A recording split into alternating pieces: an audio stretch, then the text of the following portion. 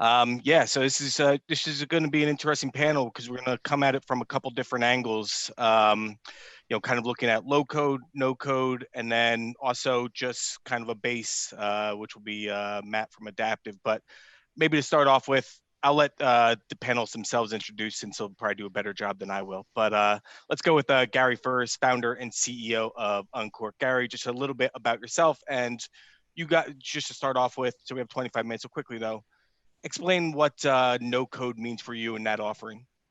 Sure, and thanks for the time today. This is awesome, and it's great to be the last panel. We'll make it the most exciting of parts here, right? We'll have some fun. So Gary, CEO, founder for Unqork. I call myself a hacker. I learned how to program on my father's publishing punch card machines, IBM punch card machines, indexing comic books in 5th grade, winning Pascal awards in Fortran in 6th and 7th grade. When I graduated college, I was building trading systems on the foreign exchange to CBS's radio broadcasting system, coding in 3 or 4 different languages all the same time when I was 22, and loved it. I love the idea something as cryptic that looks like ancient Greek could make things do magical things as we have in our hands. But then spent the next 25 years climbing the corporate ladder, one of the youngest MDs in Citi, built most of the critical infrastructure that was running from the trading systems through order entry, through the wealth management systems, and then became MetLife's global CIO. So 10,000 developers, 47 countries, a Fortune 50 role, C-suite. And I kind of left all that because what I kept seeing happen was more and more spend with less and less excitement and value. All the magic's gone. All the actual making that ancient Greek do something magical is lost. And instead, we're justifying on time and on budget. And I was spending $1.2 billion a year in my budget and couldn't see where the value was, and created Unqork to basically fix everything I experienced the first 25 years. And as you said, no code, it's definitely something very different. So we are separating ourselves in the industry. The belief is that the only time you should ever write code or generate code is when it's a competitive advantage for you.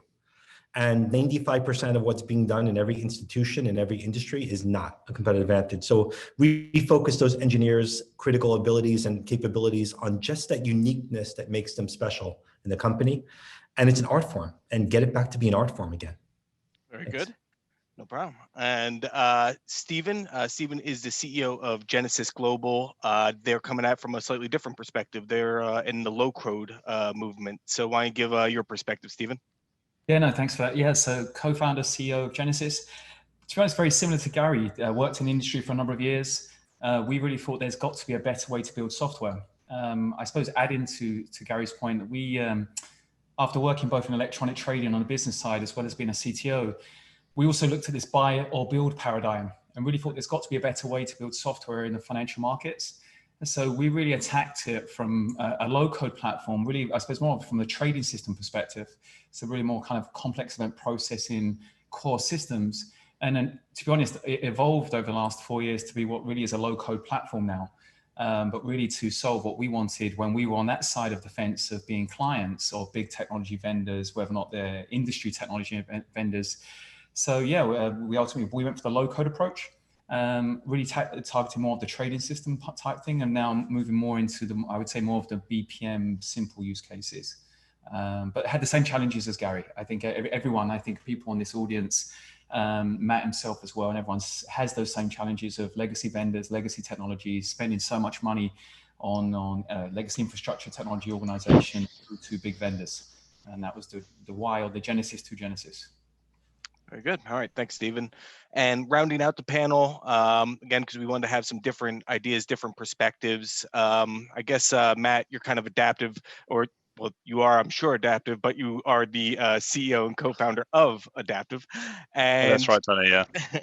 Why don't you give us a little bit about how you kind of enter into sphere, kind of from more the microservices, I guess, perspective? Yeah, sure. So a little bit like Gary, I'm an engineer by trade. The CEO thing is a recent evolution in how I spend my time. I was did a master's in computer science at Auckland University, then came to London, found my way into the financial services game, which is what a lot of technologists in London do. It's sort of the place to be if you're living in London and a software developer, and have started Adaptive and been working at Adaptive for the last 8 years, since 2012. So we to Gary's point, actually, we firmly believe and focus on the bit of technology that differentiates for our clients. So we build exactly what they need to compete in the market to stand out amongst their competitors. And I completely agree with Gary that there is a lot out there that is undifferentiating, that should be almost a utility or a service as much as it can be, and that there are a lot of solutions that aren't being built because it is uneconomically viable to build them in a bespoke fashion. Getting into deploying a bunch of developers, spending 1.2 billion. I'm sure some of them are great. There's a lot of inefficiency going on in there, but somewhere in there is the bit that that if you don't differentiate technology-wise, your competitors will, and you won't be in the market anymore. And that's the bit we focus on. So we bring accelerators, obviously, because we don't want to build everything from scratch, just like we're not building electricity generators anymore when we do anything these days. We stand on the shoulders of giants underneath us. We use accelerators to get where we're going faster, to solve the common problems, but what we build on top is bespoke. It's Java, HTML, C++, .NET, a lot of handcrafted code, a lot of requirements engineering. It's a deep software development lifecycle pipeline, really. Okay, very good. And so I think to start off with, let's maybe kind of catch up to speed here before we go into it. And so I'm going to start with Stephen and with Gary. Stephen, though, I'll start with you first. I'll let you have first crack at this. From a technology evolution perspective, there are people that would say that low-code, no-code has existed for decades now. What is it specifically that's happened that's making this more of a viable tool, revolution, I guess, as the panel likes to put it, that you're starting to see more and more firms come to market, that you're starting to see more and more firms adapt these practices? Yeah, that's a great question. Look, it's same to these guys, engineering background. So there's always been this rapid application development concept, right? So everyone's had tooling in some way to do less and less and focus on that kind of differentiator, that competitive edge. I think for us, when we looked at this after working at a number of different firms, I think the moons aligned, and it was a perfect storm in a good way, that cloud infrastructure was a big piece. All of a sudden, when we started the company, people were not really embracing cloud, but obviously that's changed a hell of a lot. Open source technology. If you wanted to go and build your own name value in memory pair database, or you wanted a low latency database technology, guess what? You'd have to build that 10, 15, 20 years ago. And I also think just the concept of the web technologies which are out there now to actually build UIs, distribute UIs, put those in front of people is just very different. So I think that people have always had accelerators in the industry for a number of years, for decades, to your point.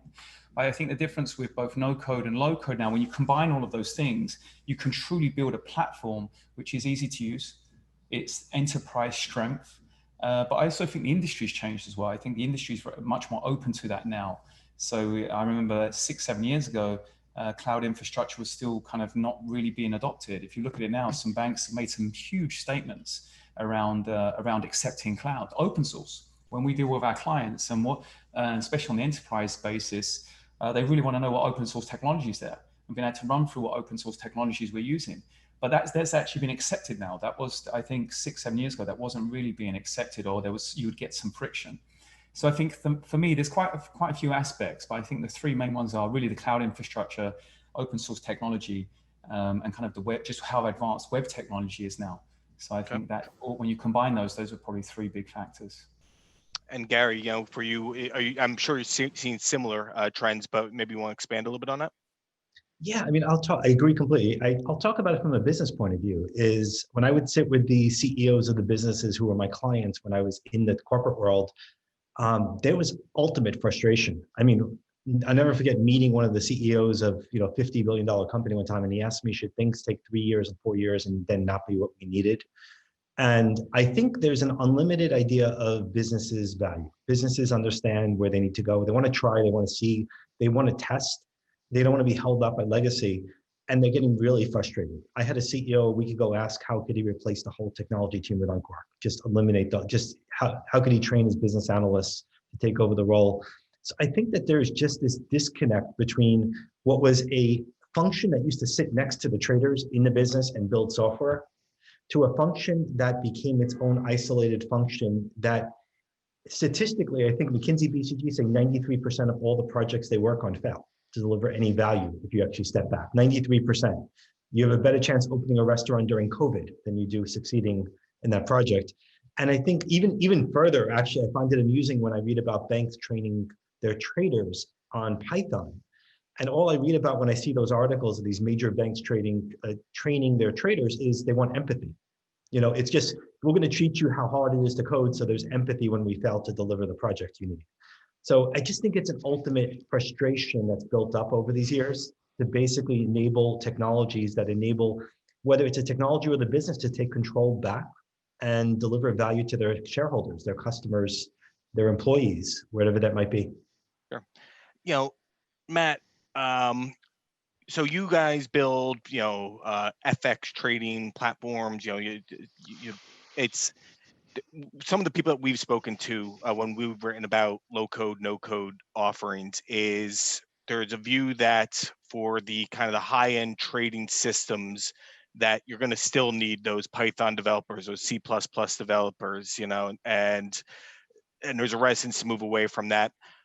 From where you're coming from, before I let them kind of talk about how they view these kind of high-end trading systems, for you, how do you kind of view this from what they're saying on the coding end versus what look at actual trading systems, OEMSs, risk management systems, things like that? I think there's a few different, at least a couple of different angles on that. One is that there are a subset of systems out there that compete at the very edge of technical performance and want to be running as bare metal as possible. Those things are people are constantly looking at ways to take out infrastructure in those systems to make them go faster, not putting in more infrastructure to allow the human developers to be more productive. It's just a different way of thinking about it. And so those aren't going to move to a low code, no code world, I would surmise, anytime soon. The other place that we see that I think, and I would love to spend more time with the platforms in question, with Stephen and Gary's platform in question, is mobilizing large teams to work on a large scale problem. I think that software development, for all its faults, and there is definitely a lot of faults in software engineering that have been built up over the years, and I think, just to come back to the point you made, Gary, on the frustrations that people are feeling inside these executive suites, they're looking around at the digital businesses that they're worried are going to come and take their lunch, and seeing how they deliver technology on top of a commoditized retail infrastructure that AWS has gone to market with since the late 2000, early 2000s. They look at how much they've spent on IT. It's comparable with what Apple's spending a year, and they don't understand why they don't look like Apple. And I can completely understand the frustration, right? But I think there are problems that software engineering has solved over the years, which is the ability to collaborate with a large amount of people on a shared code base over a long number of years, that I think some people are reluctant on making a 5, 10, 15-year bet, which is the sort of time that some of these platforms will be bedded in for, on something that at this stage is still quite unproven in financial services. Although I would make the comment that people have been trying to get rid of developers since developers invented themselves, with 4th generation and 5th generation programming languages, computer-aided software engineering, and these sort of topics, and we're still here. And there's always going to be problems that require, I think, a bespoke touch. Well, then, Gary, let me kick it back over to you. If I say to you, no code, that this is appropriate for improving workflows, approval chains, those kind of things, but not appropriate for high-end trading systems, what would you say to me then? Yeah, we have live in production today one of the largest custodian banks doing their FX transaction processing, 1 million transactions a day going through Unqork with no limits to the capability. We've demonstrated 1 million transactions per minute, 27 milliseconds response time with unlimited instances standing up. So it's 1 million transactions per instance with unlimited instances automatically stand up and stand down. So we've pitched that we could be the marketplace of high-speed open trading. There's no issue. We've done 4-way trade reconciliation. So actually what happens typically is we walk in and all we get is skepticism. We want it. We want to reach the point of skepticism because we don't allow you to override our functionality. There's no code generation. It's not an accelerator. You're locked in. You have a box, And we just had one of the largest asset managers sign a 10-year deal with us, and another one about to sign an 8-year deal with us. So we'll be around, which is good. The vote of confidence is there. If you think about it, though, just it's a 4GL. Matt, you're absolutely right. It's a 4GL. It's just we've done it in a way where we've seen patterns in technology. So if I ask you to fill out a page of who you are, and then the next page is what's your credit score, and the next page is your financial history, I could stop there and I could say, are you applying for a mortgage, opening a bank account, doing a home insurance? Are you getting car insurance? Are you going to go to the hospital? And tell me about your information. It's all the same. Everything's the same. If you're servicing, we see every industry and it's the same problem you're solving. And it is, in general, collect data, integrate data, workflow data.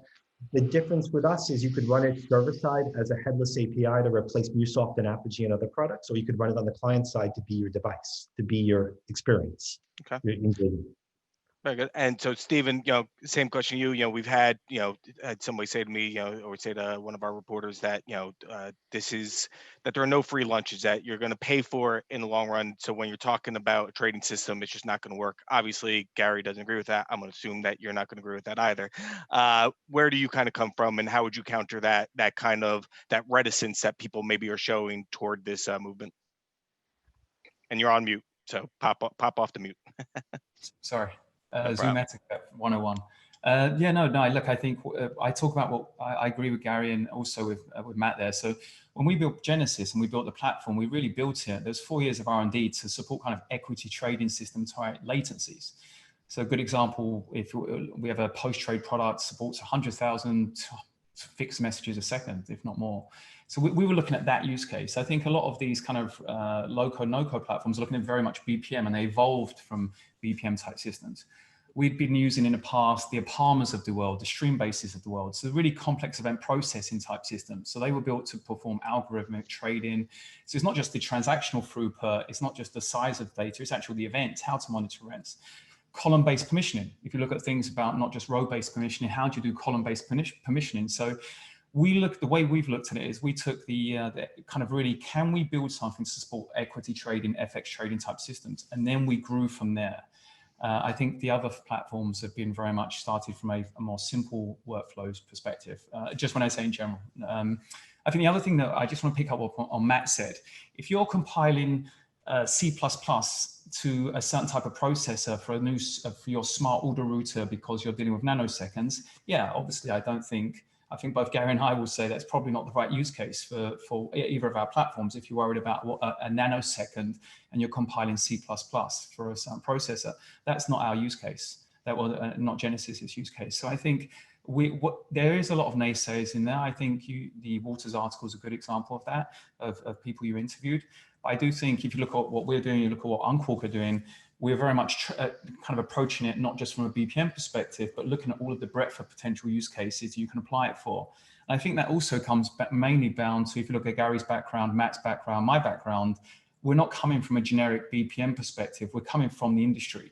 We're coming from knowing what the industry needs and those kind of latency sensitive things, complexity and scale, right? You look at it, it's highly regulated. We're in a highly regulated industry.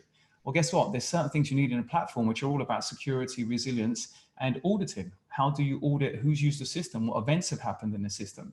So I think there's a lot of education which is still happening across many industries, but definitely within financial markets around what is the really potential use cases of no code, low code. That's my personal view. Fair enough. And so also I think that we're going to be doing the Q&A from audience. So as we're going through some short, that people might have more targeted questions for the panelists. So send those on through, and we'll get to them. Stephen, let me stick with you. Actually, give me some ROI here. Give me something real world. I know that maybe you can't, because of NDAs and stuff, you can't actually talk about an actual client, but win me over right now with the money that can actually be saved by switching over and moving away from spending on this high cost talent and development. I think there's direct ROI. So if you look at what we've done with ING, that's a great example. I'll talk about public ones. ING, we generally see, and we've looked across all of the applications that we've built or our clients have built on their own behalf, at least 80% in a reduced time to market and cost. I think you can see generically when you look at these low code, no code, like generically everyone uses that as a number, but definitely for our industry and for the type of use cases, which generally also have a lot of kind of integrations into industry standards, FIX, FPML, or certain vendors. I also think there's a non-tangible ROI. So when I think of it is, to Gary's point, and we're not, by the way, we're not trying to get everyone to become a citizen developer and everyone and anyone. We're trying to support both. We think both models exist. I think there's also a non-tangible ROI of the type of resources that you can now enable to do development. So to Gary's point, actually, guess what? You've got the BAs or the kind of someone sitting next to a trader can actually do more themselves. Well, guess what? That whole process of not having to go through a complex development cycle, which may happen in a tier 1 global asset management firm or a clearinghouse. So if you look at, it was public that we recently received a City Strategic Investment that really come off the back of going through a number of POCs with them, which kind of prove these type of metrics. And we've got 2 of the largest global clearinghouses, all the same thing again, migrating off infrastructure, highly performant, resilient, reduced time to market. 80% is, I would say that's the minimum number we see for the use cases that we get involved in. Okay. So, you're saying 80%, obviously you're going to have to live up to that, obviously, when you go in there. Gary, for you, same question. Give me the real world ROI, real world use case on this. Well, we like to say for the first time, you get to achieve it on Unqork faster, better, and cheaper all in one, which you always had to choose 2 or 3 was always the adage you did in corporate world.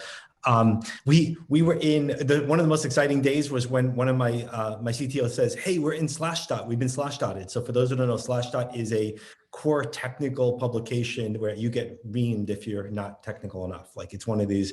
And we were Slashdotted because of an article where we said we are 200 times faster than any Java developer.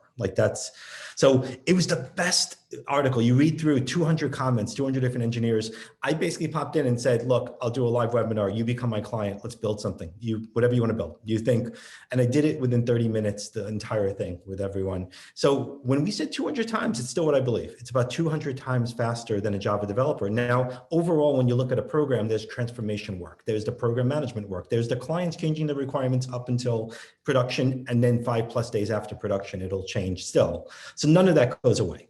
And that's still going to be there. We were very proud when one of our first clients and one of the best technologists, I believe, in my mind, James McLennan from Liberty Mutual, the EVP and CIO for Liberty, he went in and was interviewed by Forbes about 3 weeks ago and basically publicly said Unqork is at least 3 times faster and 3 times cheaper than anything they've ever seen. So it's not 200, but 300%. I've never seen any technical achievement get 300% when I was a CIO anywhere before. So I'll definitely take it. Okay. Matt, you're again, you guys are coming at it from a little bit of a different perspective. Listen to what Gary and Stephen have said. Where do you kind of fall into this, and how do you, when you're going and you're talking with clients, where do you think that your ROI is? I think the ROI for us comes from putting a band of engineers, software delivery people together that have built the platforms that we're building for clients before. We think we get like a 10 times speed up for putting people in a room who've done it all before. No one's going on a journey of discovery when we're building a FX trading platform or a fixed income workflow system for one of our clients.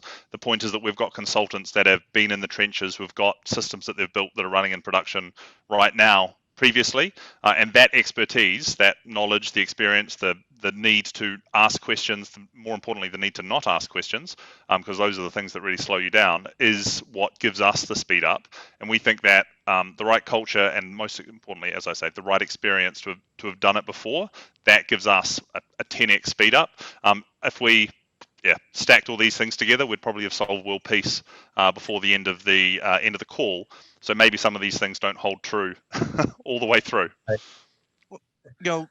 Let me ask you that, Matt. I'm going to start with you and then kind of swing back around to everybody else. Where do you think that there are trade-offs? Because I got to imagine there's going to be some engineers, some developers that are listening to this, and they're going to be skeptical. And hopefully they'll kick in some questions here that we can directly address. But where do you kind of view the trade-offs here? And then I'll go through everybody else and see what they say. I think there's probably technical trade-offs around control, configurability. I'd love to learn more about both platforms to understand where it breaks down. I've been playing around with low-code, no-code, or rapid application development approaches for quite a while, hoping to make my life easier as a software developer to deliver more business value. So I'm all about figuring out how to do less and appear smarter.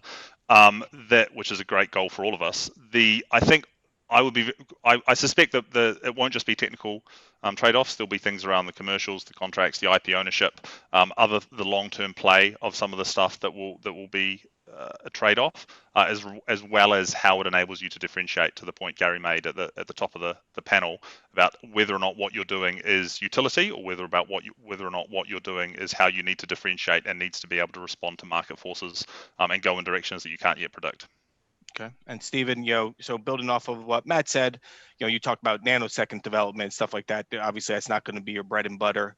Where, if you're having an honest conversation, where do you think do you feel that there are still trade-offs that have to be made today that can be improved, or where do you kind of fall into that? Yes, and that's a great question. I think we're very honest with our clients in terms of if you want a nice UI to build a workflow platform, simple BPM as we call it, we're probably not your best choice. We've come at a very different way, and so in terms of we've got lots of industry integrations, we've got a lot of things out of the box. We have a buy and build strategy with our clients. ING again, the public stuff built a credit insurance application for syndicated loans. That now is one of our applications in our Genesis application library.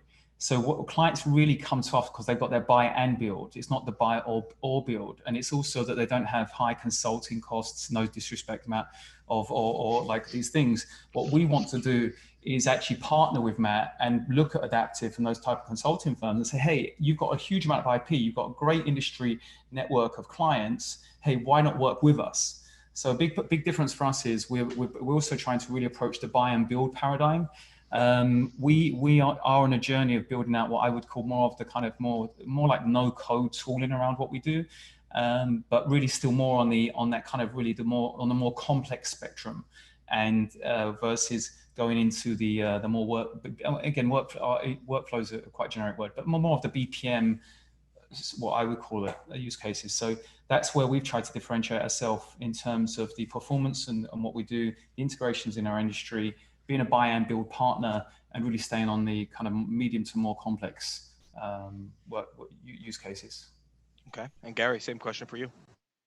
Yeah, so from a technical point of view, what's really unique about us is every one of our customers is running the same version of Unqork, guaranteed. So and they're also in their own single tenant instance with their own encryption key, which means no one else sees their data but them, including we can't see their data. It's what every CIO dreams of, is isolate me, because multi-tenancy means nothing anymore. Multi-tenancy cloud made that irrelevant years ago. And so with that said, like there's, from a technical point of view, all the customers have been giving us the craziest requirements for years, and they're all enhancing the same core platform. They're all testing the core platform. They're all cyber pen testing the same platform, same version. So together they've moved our platform up with capabilities. We could basically do anything. Like, so at this point I used to scale back and say, we wouldn't be this, we wouldn't be, you could create software on the fly and it could create any software. So it's not that, it's more, I think I like the way Matt said. So Matt, I'm assuming you would call yourself an engineer, so I'm trying to eliminate the word developer. I hate, because I would say that I provide solutions, Gary. Yeah, I mean, but like that word engineer to me, when I in 2012, I retitled 700 new employees that suddenly worked for me into engineers from developers, because a developer, I hate the word, either the citizen developer, it's like you're writing code. No, you're hired to solve a problem. And an engineer is actually lazy. The first thing an engineer does is say, is something already do this? Did someone solve this? Let me pull a library, math library, let's go, let's pull in an API. I mean, we're lazy. So like, that's what I'm hoping we do, is we basically create a world of engineers, and and we give them accelerators, or we give them low code, or we give them no code, and we give them the basis to basically be as lazy as they can and create beautiful code where they need to outside of this, which is what would be the goal. So I mean, it's interesting. So it's more, do we embrace the engineers and developers and community, or do we embrace the business, is kind of a trade-off that we constantly talk through on our side. Okay. Well, I'm a journalist, so I wouldn't know anything about it, but if anybody has a question from the audience, I will certainly be glad to count if you have a counter for that, anybody in the audience. But Gary, I'll stay with you then. You look at Google, Amazon, Microsoft, so this was a question coming in from the audience here. I know that Amazon has released something, I believe in a no code, more toward the no code realm. But as these large big tech firms are also starting to kind of get involved in this, how do you see them fitting in? Do you view them as scary competition that some other people, when they hear Google and Amazon are starting to look at their businesses, go, uh-oh? How do you view it? Yeah, I mean, we are cloud agnostic, which means we let the customer choose which of those three, Amazon, Google, Microsoft, you want us to host you in, and we'll stand it up, we pay it. So we want everyone to stop thinking about cloud completely. There's no more cloud. It's just, that's, by the way, cloud is nothing but infrastructure and plumbing. It's not the least exciting thing of anything we do, but like out of all of us. But those players are entering the space in what we call the toys. So they're creating survey tools and online tools, and AWS Honeycode has a limit of 100,000 records. And every time in the past I tried to do something with like a Power Apps or a SharePoint, I wound up coding on top of it. Each of those tools that they're creating are really good for simple problems, for citizen developers and simple problems. Nothing is simple in life. I mean, every time you start a project and you start to get into, we recently had 100 stories become 1,400 stories for the same initiative. Nothing changed. Like, it's, life's not simple from that point of view. Stephen, for you, how do you view these entrants into the market? Well, just to add to what Gary said, I think really they do all the plumbing infrastructure. We've actually been in a number of RFPs with all of those providers, really. And what we've done is, and one of the things that Gary mentioned and Matt mentioned as well, I love the fact when our platform, when a client wants something and we can actually start the clock running there, and we can start, okay, cool. What is the value of this? And if we give this to you in a certain amount of time, I can talk through RFPs we've been through. These guys were quoting months, and then we had POCs built in days, and we won those RFP against those firms. So I think, to Gary's point, I think there obviously is cloud. Everyone should really forget about cloud unless you're a huge tier one firm who's made a very strategic decision with one of these providers. Obviously, that makes complete sense: private cloud, public cloud, etc. But I think what the bells and whistles and the little toys that are playing. Applying around it is not really for us anyway. In financial markets, I think that relevant. Who knows what acquisitions they make next week? So who knows how that would change? But really, for us, we just see them as very much cloud infrastructure providers with some interesting tools they have around them. We leverage some of them. We're cloud agnostic, so we really don't care. A lot of these firms are doing a lot to entice fintech companies and tech companies to use them. I think that's quite interesting to see the way that all plays out. But I really don't see them as competitors in our space, although we have seen them actually in RFPs, funny enough. And obviously, Matt, for you guys, I'm sure that with the companies that you're dealing with, working with trading systems, there's obviously this embrace toward these big cloud providers. How do you view them as, because you're not necessarily dealing with the Amazon Honeycomb, something like that? How do you kind of view them? What are kind of clients saying for you from the Google, Amazon, Microsoft piece of it? We think they're a great enabler of velocity for delivery for our clients, right? The infrastructure and the plumbing, to Gary's point, is pretty dull, but you can still be spending $4, $5, $6 million on infrastructure to deploy your to a co-located facility. If you're comfortable with the latencies available on the cloud, then you should definitely do that, because it's going to reduce your first year CapEx hugely, and also, to Gary's point, it's a platform. It's going to keep getting better because of all the resources that Google, Amazon, and Microsoft are pouring into it to raise the tide for all of their clients. We build both for the cloud and for co-located infrastructure. The accelerators we use can play happily in both places, and we can put together some quite interesting architectures around disaster recovery, where you run something colo and then something the DR site on cloud to reduce your deployment costs, for example. So we think it's great. We think that the more they do, the more they concern themselves with latency, the more they concern themselves with availability, the better. I think that those web scale companies are still living in a stateless HTTP request response driven world, and that financial services lives in a stateful streaming event driven world. And I don't see anything bringing those two together in the short to medium term. Long term, who knows? But I think at the moment you need to be pretty careful about jumping into some of those cloud provider platforms, because they are optimizing for a different workload than if you're on this call you probably have. Okay. Question coming in from the audience, directed toward Gary. obviously you are talking, when you're talking to the audience here about, I'm sure a lot of these people are developers, engineers that maybe disagree with some of what you're saying, and or maybe view what you're saying as putting them out of a job potentially at one point. What do you say to the naysayers? What do you say to those that think that the industry is not there yet, or that their particular institution isn't there yet? I mean, first, look, as I said, I'm a hacker by background. So, and I still call myself that. That means I solve problems. And I build software in Unqork. Like with a client, I will be the one to pull out my computer and say, what do you want to build on the fly? You want to build trading system? Let's build it. Drag and drop, create it right now. Let's go. And it's fun.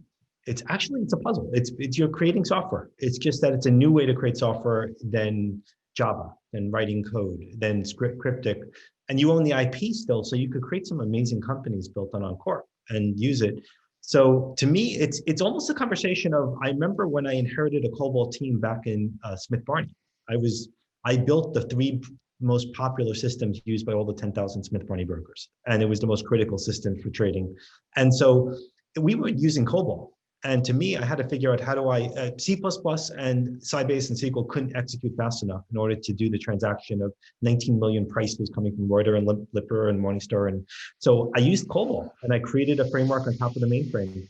It's solving a problem. So, it's just, we're giving you a framework to do it. And what you really do in Unqork is you focus on APIs that you keep behind your firewall. And those APIs, and I think, Matt, what I'm hearing about with what you built is your accelerators, to me, are drag and drop APIs that should be in our marketplace. That someone can just simply say, I'm going to build a high-speed trading system using Adaptive's libraries, and let's just drag and drop and create it. That's all built in. It is like when Java came out and all of a sudden all the COBOL developers said, how do I learn this? It's something new, and it is new, and embrace it from that perspective and don't get left behind. Because we're getting to the point where businesses are pushing us through regardless, is what we see, and it's a nice place to be from that perspective. Okay, just got one more question in here for you, and I'm just a slow journalist, so I'll just read it out because I can't provide any context to it. But how can the customer do detailed reporting against the dynamic native Unqork data in MongoDB, no ETL, and without coding, of course? Sometimes when I read these questions, I swear to God, I understand Spanish better than I understand any of this, but take it away. We built actually an ETL component. So we have our own custom ETL components. We built our own workflow component, and you just drag and drop, and you can integrate to every system with just drag and drop, which is what it should be. Is forget about REST and SOAP and DTCC files and BSAM and everything else that you have to do. It's just drag and drop. So you could build that. It's not difficult to basically do that, and it works. It's no different than you're creating. If you're an engineer in a bank today, you're creating a central library that you're going to use for your next project. Just imagine if you were actually able to do that across the groups in the bank, or across the banks, or across the industry. That's kind of what Unqork is from that perspective. So from the data perspective, data is encrypted, transit, storage, rest. You're a key, but you have full access to the data, stream it to your warehouses, or you could access it right there. We have all the components. And not only do you have your data aspects, we're tracking how long you're on a field and a section and a page, and we track every time the person changed values. So you could build a fraud algorithm like a company did. If the person says they smoke and then change it to they don't, that will trigger a fraud alert, as will it be for changing a social security number. Okay, and so we'll close it out with Matt and Stephen. Matt, I'll start with you. Looking at the next 2 years, obviously the evolution, it's quick in technology, right? Because as Stephen was saying previously about the use of cloud, the use of open source, the use of the greater adoption of APIs. Looking over, let's say, the next 2 years, 2 to 5 years, what do you think are going to be the major trends, the major evolutions that are going to happen that people should start considering and thinking about now, that in their boardrooms, in amongst their teams, they should really start considering this as kind of being a paradigm shift over the next 2 to 5 years? I think that an increasing number of technology hammers that can be used to solve problems and implement solutions for end users can only be a good thing. I think the next 2 years is not a particularly long time for technology to diffuse amongst the practitioners who are going to pick it up and implement the next project. So we're going to see a few experiments. We're going to see a lot of unmet needs that were probably uneconomically viable to spin up a bespoke development team to implement, those things are going to get solved, which is fantastic. And then we're going to see some people embark on projects that they might run into some rails and find it really problematic. Gary would probably disagree, but I think there'll be some there nonetheless. And I think that we're going to learn a lot. And I think that people are going to have to start experimenting and probably need to learn a lot about what separates a simple application from a complex one. And I know from speaking to non-technical people that it's really hard for them to tell, right? It's really hard for them to tell why something can be implemented in half an hour versus something that's going to take 3 weeks. And people will need to get more comfortable understanding complexity around their problem so that they understand what should go into which, what hammer they should use to solve their problem. Okay. And Stephen, well, first there was just something in, are you creating development as a service? It does, honestly, I don't know if you're branding it that way, but it does sound like there's a piece of that there. So maybe you can kick on that question. And then also though, the same question as far as evolution and what to keep an eye out for. Yeah, so development as a service, I think alluding to what Gary said, one of the things that we're doing is we've got the Genesis application library, which is allowing, we've got some really interesting fintech companies that built their businesses from scratch on the platform, probably similar to Unqork as well. So one of the things that we're doing is there's a whole component library and a Genesis application library, which we're launching in this year as well. Are you creating in a DaaS? Yes. Well, there's so many different acronyms nowadays, but I would say development as a service. We have our clients use the platform themselves. We ourselves actually build applications for our clients on the platform as well. So it's kind of like an extended aspect of their own team. Most of that time, that's actually because they are building an industry application with us. So we keep the IP around that, but they love the fact that they get first mover advantage and they get kind of the functional roadmap they get a lot of influence with. I suppose that leads on very well to the how do I see things evolving over the next 2 years. I think the buy or build, I think to your point, what should people in the boardroom be looking at?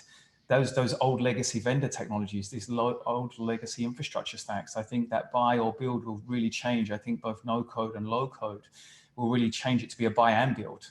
So people will start looking at it and saying, look, where simple, complex, whatever it might be, core systems, I can really do that now on Genesis. I can really do that now on Unqork. I think that will massively change over the next year to 2 years.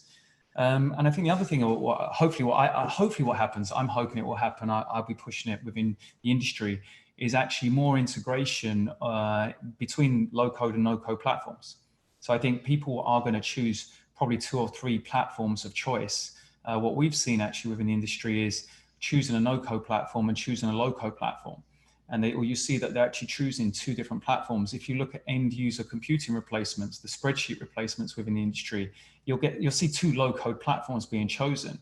So I think that's a level that's actually, I wouldn't say it's skepticism, but that people are trying to have a backup plan if one of them doesn't work. So the good news is it's becoming very strategic and they're building really core systems on the platforms. So I hope, I just hope there's more integration between them to make that easier for our end clients, because ultimately we want to be able to do what's best for our clients and evolve the way that they used to build software compared to when all 3 of us, Matt, Gary and myself, were on that side of the fence and within the industry dealing with all of the pain of internal teams or vendor technologies.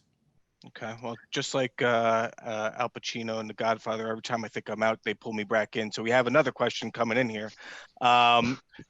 What do you say to the folks, Gary, I'll kick it back to you. What do you say to the folks who lived through the 90s push for proprietary 4GLs and saw how they pretty much all died off within 5 years, plus minus? Yeah, I mean, look, technology's changed. I mean, it was fun. When we created Unqork, we self-funded. I self-funded it, and it basically meant I went back and became a hacker, and my CTO and I created the first version, which meant we had to go learn what Node was, and Node.js, and server-side, client-side, and document. Technology's changed a lot since the 90s, and yet it's 10 times more expensive to build the same thing it did back then. It takes longer and more expensive with microservices, and we've increased costs and deployments, and there is no such thing as a rollback. There's no such thing as on time and on budget. There's something called rebaselining, for those who don't know, but it's a term I learned early on, which was it means let's magically make the project green before the board sees it. And basically, when you think about that, the 4GLs, there was nothing like Power Builder data table was incredible. Group to SQL Windows was incredible. They were all jump starts. They were all able to create things which you couldn't do before. And it's just, we've been in a period since my first CGI script in '94 for Bankers Trust Online where things haven't changed. So we are changing that. What I would say is different about us is when you're creating an application, you're describing it visually, and we built an interpreter. It's a high-speed interpreter, and it doesn't compile. There's no compilation. It doesn't need to. And that interpreter is just interpreting something which, when we upgraded everyone from Angular to React, not a single customer knew that it happened. We moved them from Angular to React without everyone knowing because there's better performance. When our Malaysia customer in Philippines said we need to do data sovereignty, everyone became data sovereign. So it's a different way to view software than a 4GL in that respect. But it's does bring back memories. In the 90s, I was just barely passing data or mathematics and science classes at Carmel High School. But so I don't know who to direct this, Matt, Stephen, anything else maybe to add into what Gary said as to that question? I think that the pace of change is only going to get faster. I'm not sure how much the speed of diffusion is going to change over the next few years, but I'm really interested to find out. Okay, and Stephen? Yes, no, listen, so I massively agree with what Gary said, and Matt confirmed as well. I think the world's very different to the 90s. Again, whether or not you cloud infrastructure, look at change every month right now. Before you know it, there's technologies like CRM cloud infrastructure providers. Look at Twilio, look at Symphony, look at all of these different things which are available, and they do that thing extremely well. So integrating with those technologies, I think, is more of the strategy which I think both myself and Gary are doing within both of our platforms, because we recognize that and actually say, let's do all of the things around that, but let's leverage those technologies. So I think those things didn't exist back in the 90s, right? Those things were not there. So I think the world is just in a very different place. And also, I think also back in the 90s, I graduated in '99 and I was doing my computer science degree and etc. I joined Goldman Sachs as an equity trading developer. It's just, the world is so different now. Look at the shortage of engineers. Look at the resources right now within industry. Look at the opportunities of the gig economy. So not only is the technology very different, the world is very different right now. Look at 5G. What's 5G going to give us now? And the opportunity of what that's going to change in autonomous vehicles. So I just think I would understand why someone why that would come up. I just think the world is so different, both technically and just from a business perspective. Amazon's a perfect example, right? Look at how much automation happens there. Well, I guess just to wrap it up, that's a good place, I think, to wrap it up on. And, in the world of development, there are always skeptics for any new revolution, right? Sometimes they work out, sometimes they don't. It'll be up to you guys to prove it at the end of the day, and we'll report on how you do, I guess. Well, I think that we're all good here. Gentlemen, I really appreciate your insights. Mitra, unless there's anything else, then I guess I would kick it back over to you.